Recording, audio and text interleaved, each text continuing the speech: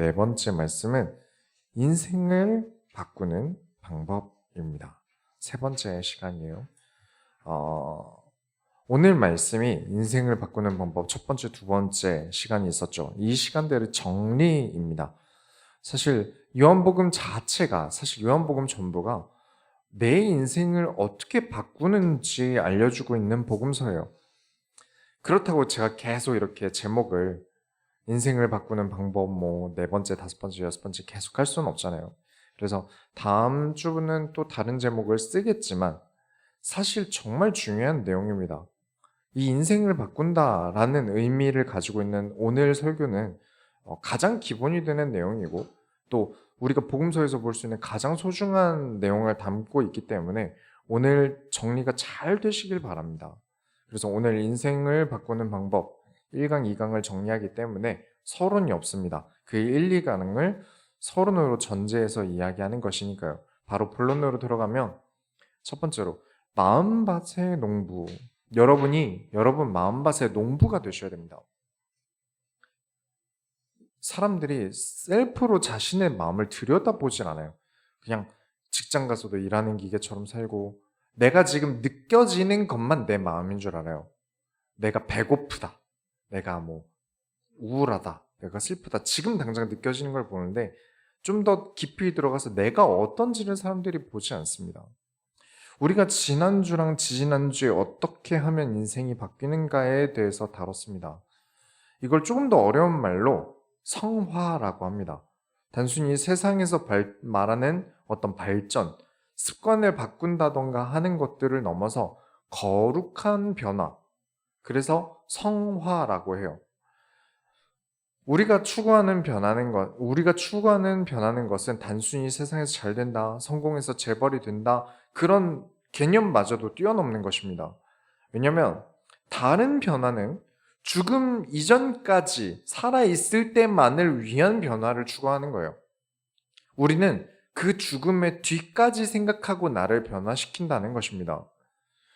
다른 변화는 죽음 이전까지를 위한 변화만을 추구하는데 그리스도인은 죽음 뒤까지 생각하는 거예요. 죽음 이전까지만 생각한다면 할 수 있는 게 진짜 많아요. 하지만 우리는 죽음 이후의 천국에서의 평가까지 기다리기 때문에 더 행동에 제약이 많습니다. 그럼에도 우리는 그 제약까지 끌어안고 이 세상에서 승리해야 됩니다. 왜냐하면 이 어려운 과정의 결과로 세상에 존경을 받게 되기 때문에 그렇습니다. 크리스찬은요, 살아있을 때의 존경만을 생각하시면 안 됩니다. 죽음 뒤의 기록까지도 중요해집니다. 쉬운 길을 두고 어려운 길인데도 해낸 사람이라면 어떻게 존경을 받지 않겠습니까? 그래도 쉬운 길을 가려고 하는 사람들이 있을 거예요. 저는 그런 것까지 바라지 않습니다, 하나님. 저는 그냥 쉽게 살다가 가게 해주세요. 그런 사람이 있다면 어떻게든 하나님이 그 사람을 쓰시기로 작정하셨다면 어떻게든 그 사람 어렵게 해서라도 어려운 길을 가게 하세요. 성경 곳곳에 그렇게 하신 증거들이 차고 넘치죠. 그래서 해야 하는 것이 가장 먼저는 나의 과거를 돌아보는 데 있습니다. 나의 과거를 돌아보고 잊지 않으시는 거예요. 내가 주의 길을 나아가지 않으면 얼마나 망가질 것인지를 내 스스로가 알고 있는 것입니다.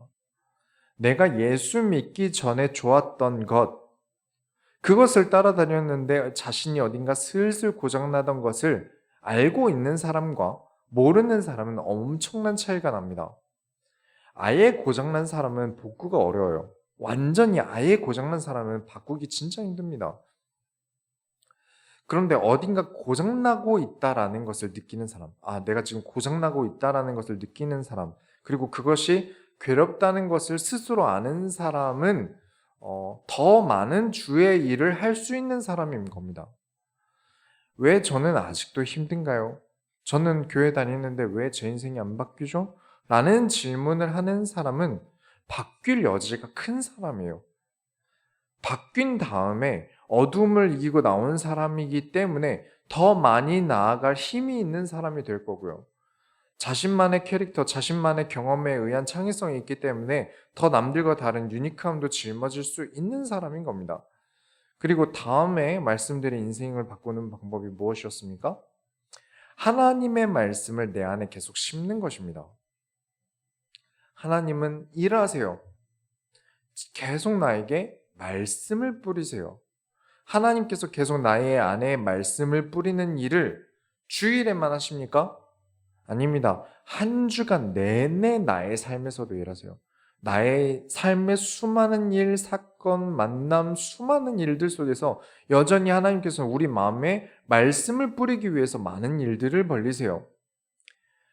내 안에 마르지 않는 샘물이 되는 말씀을 하나님께서는 계속 주십니다. 그런데 내가 내 마음밭을 일구는 일을 하지 않아요. 개간을 하지 않는 거죠. 하나님이 일하시잖아요. 근데 저는 아무것도 안 해도 하나님이 다 해주시는 게 크리스찬이잖아요? 라면서 아무 일도 하지 않아요. 믿음은 하나님께서 주셔야죠. 그러니까 제가 믿음이 안 생기는 건 어쩔 수 없는 하나님께서 그러신 겁니다.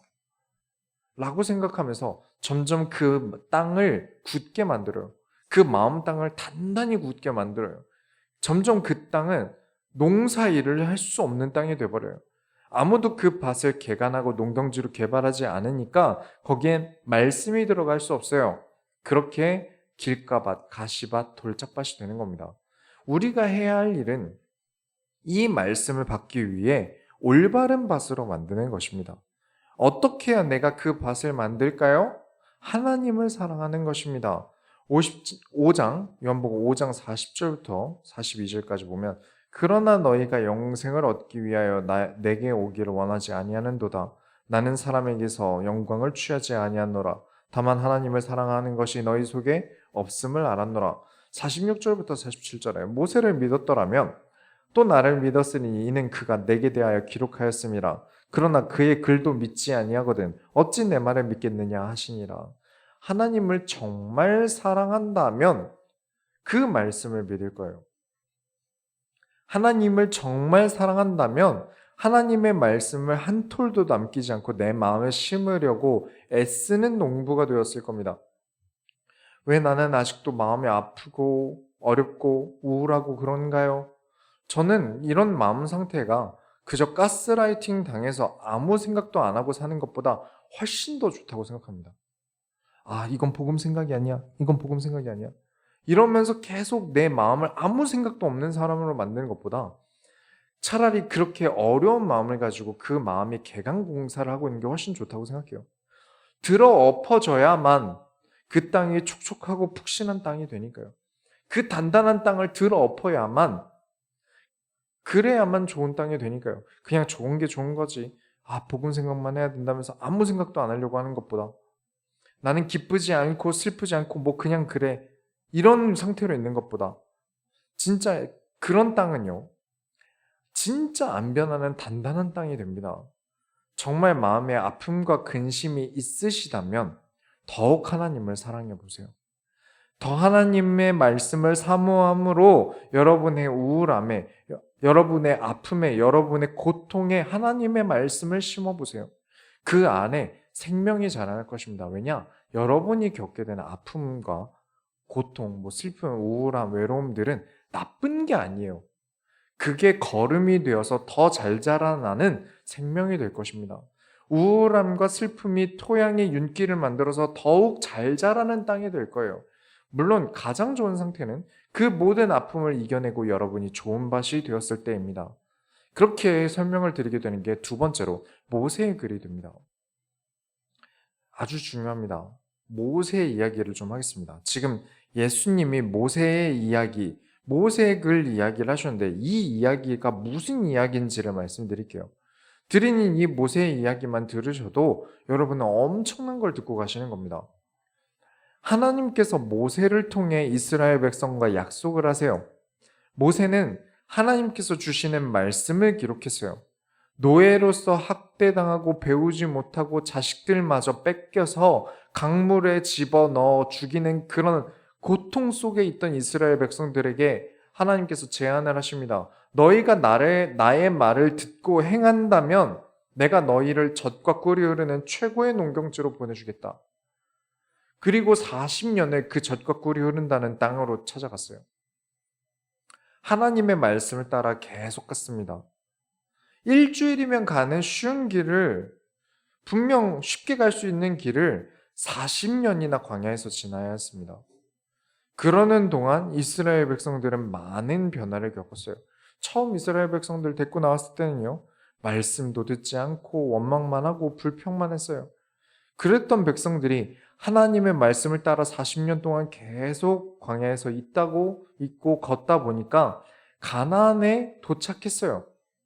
그런데 젖과 꿀이 흐르는 땅이 흐르는 게 아니라 산맥이에요. 정작 보니까 농경지로는 어려운 땅이었어요. 그런데 이스라엘 백성들은 이미 그 마음에 젖과 꿀이 흐르는 하나님의 말씀이 잘 들어갈 마음의 땅으로 바뀌어 있었던 거죠. 그리고 그 젖과 꿀이 흐르는 땅에 메시아가 오십니다. 그리스도죠. 하나님을 사랑하는 마음으로 가나안에 들어가 보니 이미 그 마음 속에는 예수 그리스도께서 젖과 꿀처럼 흐르고 계셨던 겁니다. 마음을 40년 동안 좋은 밭으로 가꾼 결과죠. 그리고 이 이스라엘은 별명이 하나 붙게 됩니다. 절대 막을 수 없는 히브리 민족. 히브리라는 뜻은요, 강을 건너온 자라는 뜻입니다. 강이 이들을 막을 수 없었다. 그래서 그 강이 갈라져서 걸어서 건너왔다. 강도 막지 못하면 사람도 막을 수 없는 것입니다. 최근에 침수 피해 엄청나지 않았습니까? 비도 막지 못하는 인간이 강을 막을 수 있겠습니까? 그런데 히브리 민족은 강도 막을 수 없었다. 이것이 모세의 글입니다. 이것이 모세가 쓴 글의 내용이에요. 하나님의 말씀을 믿는 것, 믿고 행하는 것과 그렇지 않은 것은 차원이 다릅니다. 급이 다른 내용이에요. 그냥 변했다가 아니라 거룩하게 변한다는 거예요. 엄청 유명한 찬양 사역자분께서 이런 이야기를 하시더라고요. 찬양 사역자를 각 교회에서 집회 때마다 부르는 이유는 그 성도들의 마음이 뛰고 박수치고 춤을 추면서 사람들의 마음을 들쑤셔 놓고 수술해서 하나님 앞에 세우기 위해서다. 그런데 고민이 있다. 유통기한이 너무 짧다. 그렇게 마음을 들쑤셔 놓고 수술했는데 2, 3일밖에 가지 않는다. 그래서 늘 어떻게 하면 그 유통기한을 늘릴지를 고민한다 라고 하더라고요. 남이 환경을 조성해서 그 마음을 바꾸는 건 오래 가지 않는다는 겁니다. 내가 내 마음의 농사를 지어야 돼요. 남이 어떻게 해주길 바래요. 사람들은 오래 가지 않습니다. 막 뛰고 찬양 집회를 크게 하고 막 신나게 뛰면서 소리 지르면서 찬양하고 눈물 흘리면서 기도하는 건 최대 3일밖에 가지 않는다는 거예요. 내가 나 스스로를 하나님 앞에 세우고 내 마음을 하나님의 말씀을 담고 그러면서 내 마음을 개간하는 그 농사일을 해야만 나의 인생이 바뀌고 오래 갑니다. 이 이야기를 더 해보죠. 6장으로 넘어가면 오병이어 사건이 나와요.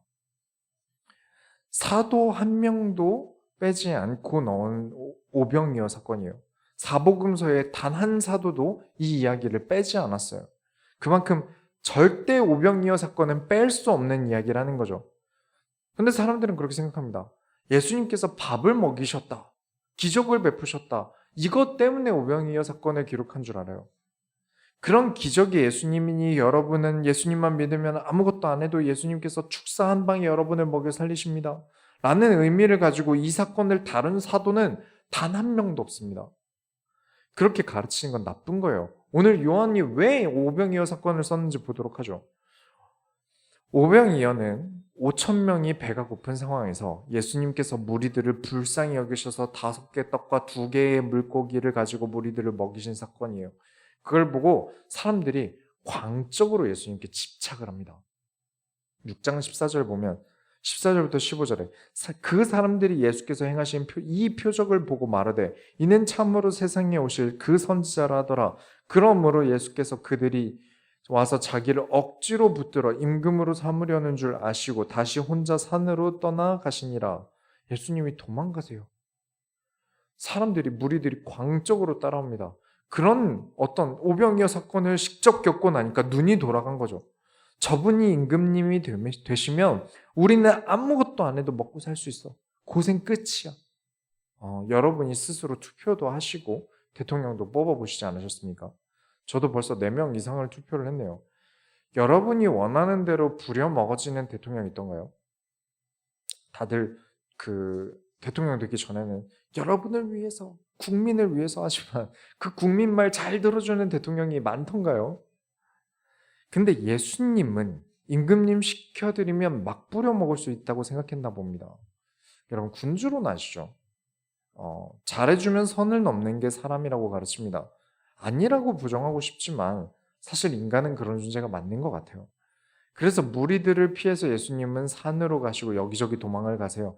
무리들은 열심히 찾아다닙니다. 여기가 또 안 계시고 저기가 또 없어요. 그렇게 하루를 꼬박 찾아서 예수님을 찾아냅니다. 6장 24절부터 25절에 무리가 거기에 예수도 안 계시고 제자들도 없음을 보고 곧 배들을 타고 예수를 찾으러 가버나움으로 가서 바다 건너편에서 만나 랍비여 언제 여기 오셨나이까 하니 이렇게 열심히 찾아요. 무리들이 왜 이렇게 열심히 찾았을까요? 26절에 예수께서 대답하여 이르시되 내가 진실로 진실로 너희에게 이르노니 너희가 나를 찾는 것은 표적을 본 까닭이 아니요 떡을 먹고 배부른 까닭이로다. 진짜 기적을 봤으면요. 그 표적을 보고 진짜를 봤으면요. 아, 저분이 그리스도시구나.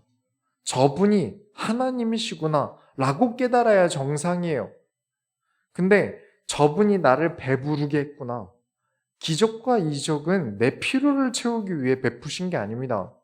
나로 하여금 예수님이 하나님 되심을 알게 하기 위해 하신 것이 기적이에요. 그런데 많은 사람들이 기적을 구합니다. 왜 구할까요? 내가 잘 되는 기적을 구합니다. 나에게 유리한 기적을 베풀어 달라고 기도합니다. 거기서 이미 기적을 바라보는 태도가 틀린 겁니다. 6장 27절에 썩을 양식을 위하여 일하지 말고 영생하도록 있는 양식을 위하여 하라. 이 양식은 인자가 너희에게 주리니 인자는 아버지 하나님께서 인치신 자니라. 이 말씀의 뜻은 너희가 그리스도를 찾으라고 베푼 기적이다. 너희가 나를 그리스도로 알아보기 위해서 베푼 기적이다. 내가 하나님임을 알게 하기 위해 베푼 기적이다. 그렇기 때문에 썩는 양식 때문에 쫓아오지 말고 영생을 위한 양식을 위해 나를 따라와라. 내가 너희에게 썩지 않는 영생하는 양식을 줄 그리스도다라는 의미였어요. 그런데 역시 못 알아듣죠. 28절에 그들이 묻되 우리가 어떻게 하여 하나님의 일을 하오리이까. 그래서 대놓고 예수님께서 이야기하십니다. 29절에 예수께서 대답하여 이르시되 하나님께서 보내신 일을 믿는 것이 하나님의 일이니라 하시니. 요한복음을 기록한 것은 사람들이 예수님에 대해 그 당시에 오해하던 일들에 대해 바로잡기 위해서 쓴 겁니다. 하나는 예수님이 하나님이심을 가르치기 위해서였고 또 다른 하나는 표적 자체에 휘말려서 나의 이득을 취하려고 기도하고 방언하려고 하는 잘못된 행동을 하지 말고 언제나 예수님 자체만 바라보고 예수님의 말씀만 따라가는 것이었어요. 그게 목적이었습니다. 그런데 무리들은 또 물어봅니다. 30절부터 31절에 그들이 묻되 그러면 우리가 보고 당신을 믿도록 행하시는 표적이 무엇이니까? 하시는 일이 무엇이니까?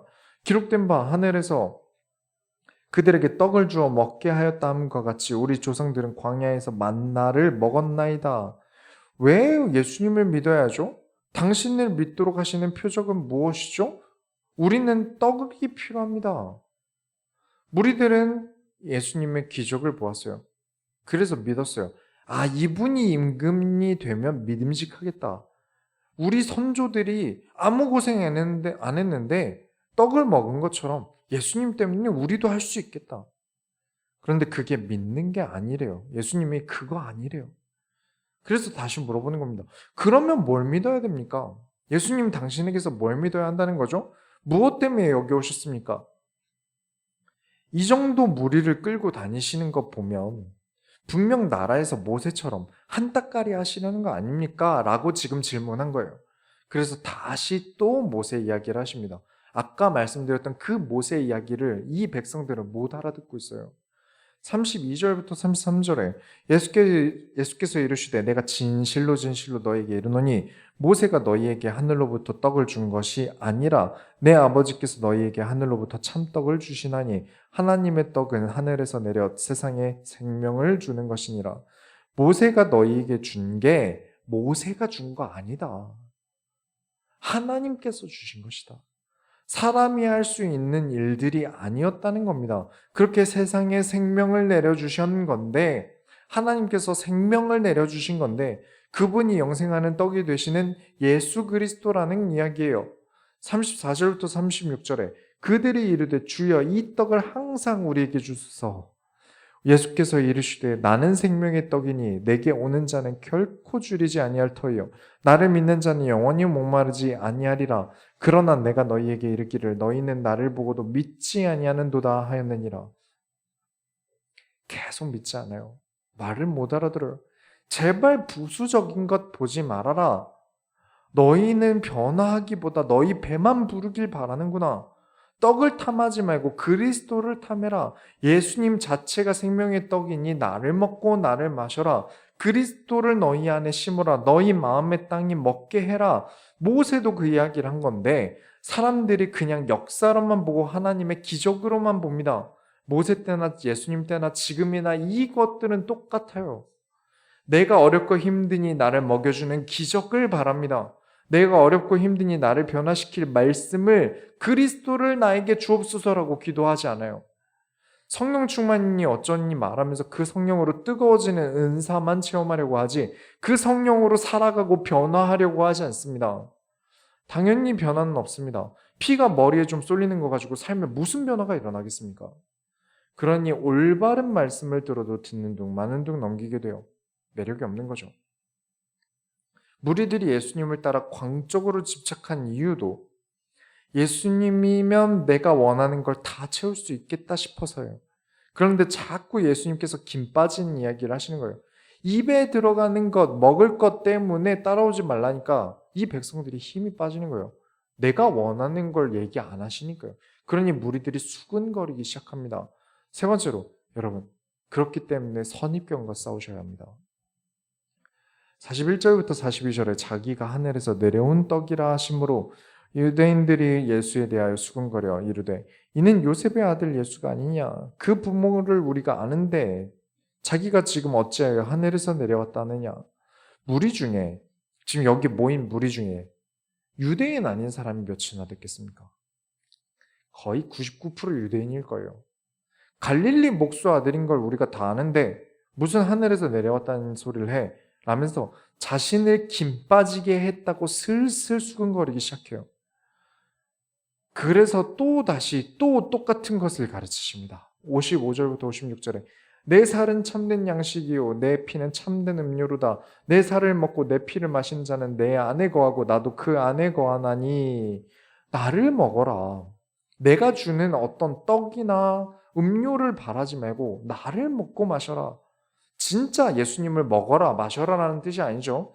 사람들의 마음은 그리스도께서 주시는 떡, 물을 마음에 듭니다. 그것 때문에 지금도 많은 크리스천들이 교회 생활을 해요. 그래서 2022년 되니까 많은 지성인들이 크리스천이 되는 이유는 그리스도는 떡과 물을 못 줘도 교회의 인맥은 떡과 물을 주니까 가는 겁니다. 거기다 더 지성인들은 더 돈이 되는 인맥이 교회에 없다면서 교회를 떠납니다. 그런 신앙생활 말고 진짜 그리스도를 너희 마음에 먹게 해라. 부수적인 걸 따라가는 게 아니라 진짜 그리스도 때문에 신앙생활을 해라. 너희 마음 땅이 나를 먹게 해라. 그렇다면 내가 너희 안에 거하고 너희도 내 안에 거하는 것이다. 그리스도로 살아가는 방식입니다. 57절에 살아계신 아버지께서 나를 보내심에 내가 아버지로 말미암아 사는 것 같이 나를 먹는 그 사람도 나로 말미암아 살리라. 이게 그리스도로 사는 방법이라는 겁니다. 예수님께서 아버지로 말미암아 사시는 것처럼 우리도 그리스도로 말미암아 사는 것입니다. 말씀을 나의 마음밭에서 생명으로 키워내는 것, 이게 그리스도로 사는 것의 1순위입니다. 더 많은 이야기를 드려야 합니다. 더 디테일하게 어떻게 해야 그 말씀으로 사는 것인지는 교육을 통해 더 가르쳐 드려야 돼요. 하지만 지금 말씀드리는 이 내용이 전부입니다. 이 전부의 내용을 디테일하게 펴서 가르쳐 드리는 게 교육이지 다른 걸 더 가르치는 게 아니에요. 이게 전부예요. 60절부터 61절에 제자 중 여럿이 듣고 말하되 이 말씀은 어렵도다 누가 들을 수 있느냐 한데 예수께서 스스로 제자들이 이 말씀에 대하여 수근거리는 줄 아시고 이르시되 이 말이 너희에게 걸림이 되느냐. 자, 여러분, 지금까지 말씀드린 이 내용이 어렵다고 느껴질 수 있겠지만 분명 그렇게 못 알아들은 이야기도 아니었어요. 지금 듣고 어렵다고 느끼실 수 있는데 완전 못 알아들을 이야기는 아니지 않습니까? 일주일 정도 고민해 보면 확실하게 이해할 수 있는 내용이에요. 요한복음 2강, 3강 내용의 정리가 오늘 4강이기 때문에 여러분은 충분히 다 이해하실 수 있으실 겁니다. 우리보다 예수님께 더 붙어있던 제자들은 왜 이 내용이 어려웠을까요? 오히려 제자들에게 이 내용이 쉬웠어야죠. 예수님의 부활 이유가 아니라서 그것도 맞을 수 있겠지만 예수님께서 이들이 왜 못 알아듣는지를 설명해 주십니다. 62절부터 63절 보시면 나옵니다. 그러면 너희는 인자가 이전에 있던 곳으로 올라가는 것을 본다면 어떻게 하겠느냐? 살리는 것은 영이니 육은 무익하니라. 내가 너희에게 이른 말은 영이요 생명이라. 제가 정말 이 구절, 이 소중한 구절을 악용하는 것을 굉장히 싫어합니다. 제가 전에 있던 곳에서 정말 거의 매주를 악용해서 제가 진짜 진절머리가 나던 구절이에요. 어떻게 악용을 했냐면 진짜 못 알아듣는 이야기를 해요. 어떤 식이냐면 여러분 어제 김 집사님과 김치찌개를 먹었는데 그 김치찌개에 참치가 들어있었습니다. 이것이 영적인 은혜인 줄 믿습니다. 이런 식이에요. 진짜 이렇게 설교했다는 건 아닌데 정말 이게 왜 영적인 은혜인지를 설명을 안 해요. 그래서 물어봤어요. 아니 왜 납득이 안 가게 설명을 하십니까? 제가 이걸 풀어서 다시 다른 사람들에게 설명을 해야 되는데 제가 이해를 못합니다. 그랬더니 지금 말씀드린 이 구절을 이야기해요. 영적인 말은 영어로 알아듣는 거다. 네가 못 알아듣는 걸 보니까 너는 생명이 아직 부족하구나. 알아듣게 잘 설명하는 건 육신적인 거야, 민철아. 영적인 사람은 이 이야기가 영적인 이야기이기 때문에 알아듣는데 니는 아직도 네 지식과 네 머리만 믿고 영적인 사람이 되지 못한 것 같아라고요. 진짜 미쳐버리는 줄 알았어요. 이 구절은 그런 의도로 이야기하신 게 아닙니다. 예수님께서 못 알아듣는 말 하신 건가요? 알아듣게 충분히 설명하셨어요. 그걸 영적이라고 얼버무리신 이야기가 아니라는 겁니다. 제자들이 도무지 어려워 못 알아들었던 이유는 머릿속에 먹는 떡이라는 육신적인 선입견에서 벗어나질 못해서 그래요. 아, 먹는 떡을 주셔야 되는데 그래야 그리스도인데 먹는 떡을 주셔야 임금인데 이게 머릿속에서 떠나질 않으니까 나를 먹어라라는 말을 이해를 못하는 겁니다. 그 이미지가 상상이 안 가는 거예요. 영적인 일은 무슨 일이든 일어날 수 있는데 눈에 보이지 않는 일에 대해서 예수님께서 비유로 설명하시는 것인데 도무지 예수님을 직접 먹는다는 비유 자체를 이해하기가 육신적으로 어려운 거예요. 그래서 내가 하늘로 올라가는 걸 보면 그때는 너희가 이해하겠느냐. 육신에 사로잡혀 곧 선입견에 사로잡혀서 하나님이 하시는 일을 너희는 못 보고 있구나라는 뜻이었어요. 그걸 못 보는데 너희가 어떻게 살겠느냐라는 뜻이죠. 무슨 말인지 모르겠지만 영적이면 알아듣는다는 설명이 엉망인 걸 퉁치기 위해서 있는 구절이 아닙니다. 예수님을 그런 존재로 만들면 안 됩니다. 제가 보기에는 정말 요한복음 6장만큼 잘 설명할 수 없어요. 모세의 글을 가지고 예수님을 설명하는 데 있어서 요한복음 6장만큼 더 잘 설명할 수가 없어요. 이보다 더 완벽하게 예수님께서 나의 안에 거하신다는 비유를 잘 할 수가 없어요. 그랬는데 6장 66절 자세히 보시기 바랍니다. 그때부터 그의 제자 중에서 많은 사람이 떠나갔고 다시 그와 함께 다니지 아니하더라. 따라다니던 사람들 중에 예수님을 떠난 사람들이 나와요. 와, 끝까지 내가 바라는 이야기는 안 하시네. 끝까지 왕이 돼서 너희를 다 잘 먹고 잘 살게 하시겠다는 선거 유세를 안 하시네. 자꾸 이상한 소리만 하시네. 하고 떠나요. 이렇게 마음이 다 눈에 보이는데 잡혀 있는데, 눈에 보이는 것에만 잡혀 있는데 어찌 그 생명의 씨가, 말씀의 씨가 그 마음 안에서 살아나겠습니까? 그래서 우리 교육교재에 늘 강조하는 게 있습니다. 눈에 보이는 것은 중요하지 않다. 라는 과정이 있는 겁니다. 선입견과 싸워야 말씀을 이해합니다. 하나님께서 내 삶에 역사하시는 것을 선입견을 이겨야만 볼 수 있습니다. 결론을 내리겠습니다. 이 세 가지 포인트 잊지 마시기 바랍니다. 지금 다 이해가 안 가셔도 이 포인트를 잊으시면 안 돼요. 사랑, 말씀, 선입견 이 세 가지가 여러분의 인생을 바꿉니다. 이 세 가지가 우리가 그리스도로 살아가기 위한 핵심 포인트입니다. 하나님을 사랑할 것이 기본 전제예요. 하나님을 사랑하지 않고 하는 교회 생활에 대해 저는 믿음을 크게 보지 않습니다. 성경 66권을 다 외우고 있다 할지라도 하나님을 사랑하지 않는다면 아직 믿음이 약하고 작은 사람입니다. 무조건 믿음의 첫 번째는 하나님을 사랑하는 것입니다. 그 다음은 하나님을 정말 사랑한다는 증거, 그 말씀을 듣고 행할 수 있다는 것입니다. 말씀이신 하나님께서 육신을 입고 오신 분이 예수님이세요. 요한복음 시작할 때부터 강조한 이야기죠. 하나님께서 주시는 말씀을 듣고 어떤 이는 하나님을 사랑하지 않기에 무슨 말을 하든 듣지 않았고 내가 바라는 말이 아니라고 무시를 하고 떠나갔습니다. 과연 이 사람들은 하나님을 사랑하는 걸까요? 하나님을 사랑하는 게 아니라 나를 사랑해서 하나님을 따르는 것이죠. 하지만 정말 하나님을 사랑한다면 그 말씀에 순종합니다. 내 마음에 들든 안 들든 내 취향이든 아니든 하나님 말씀에 순종합니다. 왜냐? 사랑하니까요. 하지만 말씀을 듣는 그 자리에서는 아멘 할지 모르나 세상에 나가면요. 이 말씀이 맞나 싶어요. 말씀대로 해도 안 될 것 같아요. 내가 아는 현실은 말씀과 거리가 먼 것 같아요. 그래서 여러분은 선입견을 이기셔야 됩니다. 무조건 하나님의 말씀이 맞다. 성경의 말씀이 무조건 참이다라는 기준을 내가 잡지 않으면 계속 어렵고 힘들 거예요. 무조건 예수님의 말씀이 맞다, 옳다라고 여러분이 가지고 있는 선입견을 이기지 못하면 어려울 겁니다. 성경이 항상 우리에게 경고하는 것이 있어요. 무엇이냐면 우상숭배가 가장 많죠. 그 다음 게 뭐냐면 내 하고 싶은 대로, 내 마음에 하고 싶은 대로라는 것을 가장 의식해서 경고합니다. 그만큼 내가 본능과 욕구대로 움직이는 것이 얼마나 우리로 하여금 말씀과 반대로 가게 하는지 알려주고 있는 거예요. 마케팅 공부는 정말 꾸준히 열심히 하고 있습니다. 우리의 욕구를 충족시키기 위해 최선을 다하는 게 마케팅입니다. 충동적으로 움직이게 하려고 항상 노력해요.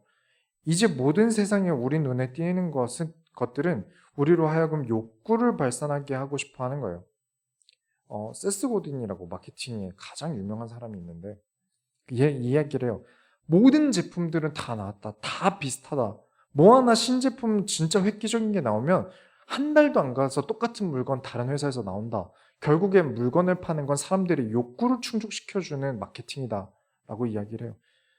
그래서 이 세상에 있는 모든 것들은 마케팅으로 움직입니다. 우리의 욕구를 충족시키기 위해서요. 그러나 크리스찬은 욕구로 움직이지 않습니다. 우리는 하나님의 말씀으로 움직입니다. 거기서 다른 거예요. 욕구로 인한 선입견, 이건 내가 바라는 게 아니야. 내 마음에 들지 않아. 그러면 하나님이 원하시는 게 아니야. 라는 이런 선입견들을 뛰어넘는 것이 크리스찬이에요. 선입견은 예수를 못 알아보게 합니다. 나에게 역사하시는 하나님의 손길을 모르고 지나치게 만들어요. 그리스도께서 나와 함께 하심을 전혀 못 보게 만듭니다. 여러분이 오늘 보신 요한복음 5장과 6장의 사람들처럼요. 선입견은 눈을 가리고 사람의 인생을 차도로 걷게 만듭니다. 하나님을 사랑하는 증거로 말씀을 사모하시기 바랍니다. 늘 선입견과 싸워서 세상에 빛이 되는 모든 소원교회 성도님들이 되시기 바랍니다.